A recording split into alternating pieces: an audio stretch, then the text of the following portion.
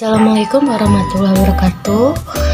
Izin memperkenalkan diri, nama saya Rina dengan NPM 2112011108 dengan dosen pengampu Ibu Siti Nur Hasanah SHMH dengan topik yang saya bahas yaitu syarat-syarat perjanjian.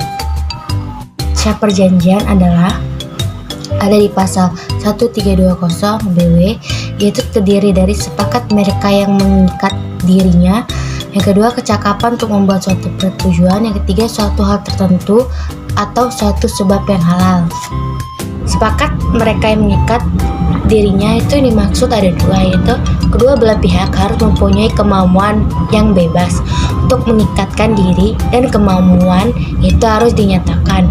Sedangkan yang kedua yaitu kemauan yang bebas dianggap tidak terjadi ketika perjanjian itu terjadi karena paksaan, khilafan atau penipuan.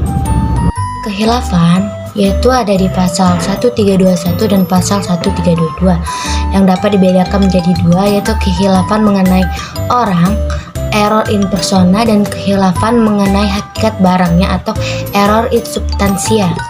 Paksaan yang dimaksud yaitu ada di pasal 1323 dan pasal 1324, yang dimana dimaksud dengan paksaan adalah suatu kekerasan jasmani atau ancaman dengan sesuatu yang diperbolehkan hukum yang menimbulkan ketakutan kepada seseorang sehingga ia membuat perjanjian, dan bandingkan dengan pasal 1326 serta pasal 1327. Penipuan dapat kita lihat di pasal 132, yaitu ada dua: penipuan masyarakat dan yang tipu muslihat. Yang kedua, penipuan tidak dipersangkakan tetapi harus dibuktikan. Kapan untuk membuat persetujuan, yaitu kedua belah pihak harus cakap menurut hukum untuk bertindak sendiri. Undang-undang telah menetapkan tidak cakap untuk melakukan perbuatan hukum. Tentu adalah yang diperjanjikan dalam suatu perjanjian haruslah suatu hal atau suatu barang yang cukup jelas atau tertentu, dan kejelasan mengenai objek perjanjian ialah untuk memungkinkan pelaksanaan hak dan kewajiban. Atau kausa yang halal. Kausa dapat diartikan bahwa isi perjanjian itu yang menggambarkan tujuan yang akan dicapai para pihak.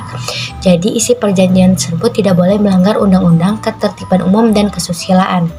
Akibat hukum jika tidak terpenuhi syarat-syarat perjanjian, yaitu syarat 1 dan syarat 2 disebut sebagai syarat subjektif.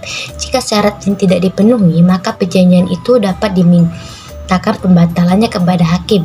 Pembatalan dapat dimintakan dalam tenggat waktu 5 tahun, ada di pasal 1458. 3 dan 4 disebut syarat objektif. Jika syarat ini tidak terpenuhi, perjanjian batal. Perjanjian dianggap tidak pernah ada.